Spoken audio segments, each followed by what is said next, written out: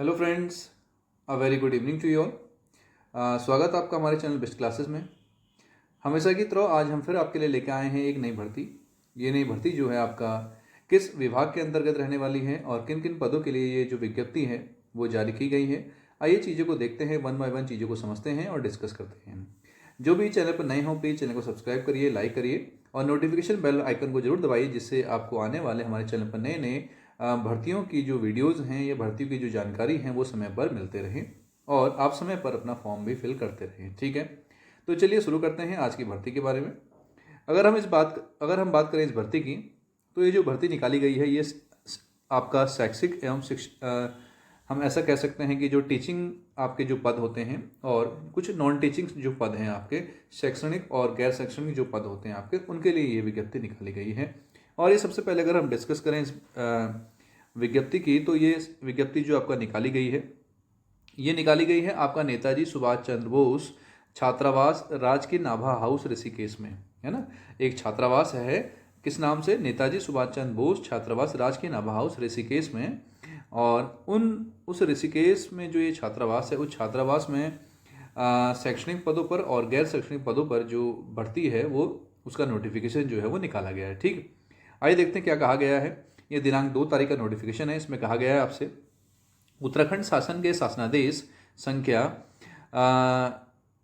20/10/35/2004 शिक्षा अनुभाग बेसिक दिनांक 21 जनवरी 2011 में अल्पकालिक शिक्षिका या शिक्षक गणित, विज्ञान, भाषा, सामाजिक विज्ञान, लेखाकार पद पर अस्थायी व्यवस्था हेतु आवेदन पत्र आमंत्रित किए गए हैं।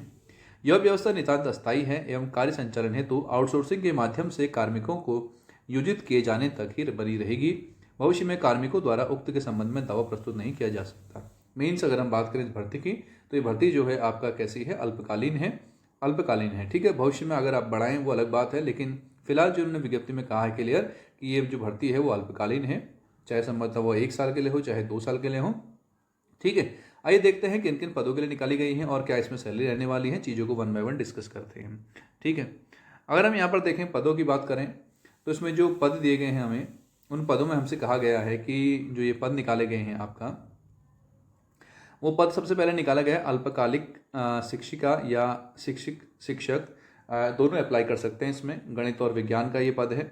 वेतनमान रहने वाला है 13,200। अनिवार्य अर्हताएं हैं, आपसे कहा गया है जो आपका क्वालिफिकेशन डिटेल मांगी गई है वो मांगी गई है मैथ, फिजिक्स और केमिस्ट्री में से किन्हीं 2 विषयों के साथ आपका स्नातक होना जरूरी है और आयु सीमा 18 से 40 वर्ष रखी गई है। ठीक, वांछनीय अनुभव में कहा गया है यदि आपके पास आवासीय विद्यालय का अनुभव है और साथ में बीएड होना भी चाहिए तो और अच्छा रहेगा आपके लिए। ठीक है, अगर आपके पास आवासीय विद्यालय का क्या है अनुभव है। नंबर 2 पॉइंट पर दूसरा पद निकाला गया है अल्पकालिक शिक्षिका या शिक्षक सामान्य में। सामान्य की सैलरी भी 13,200 रहने वाली है। अनिवार्य अर्हता की बात करें तो इसमें आपका हिस्ट्री, आपका ज्योग्राफी और आपका नागरिक शास्त्र, अर्थशास्त्र में से किन्हीं 2 विषयों के साथ क्या होना चाहिए? स्नातक होना जरूरी है, ग्रेजुएशन होना जरूरी है। 18 से 40 वर्ष रखा गया है और आवासीय विद्यालयों का अनुभव भी कहा गया है, साथ में बीएड भी। ठीक है, तीसरा पद जो निकाला गया भाषा का निकाला गया, शिक्षक भाषा। सैलरी सेम रहने वाली है 13,200। हिंदी या संस्कृत में से किसी एक विषय के साथ स्नातक होना चाहिए आपका, है ना। और तथा इंटर स्तर पर संस्कृत व अंग्रेजी विषयों के साथ स्नातक। इंटर स्तर पर संस्कृत या अंग्रेजी विषय के साथ स्नातक।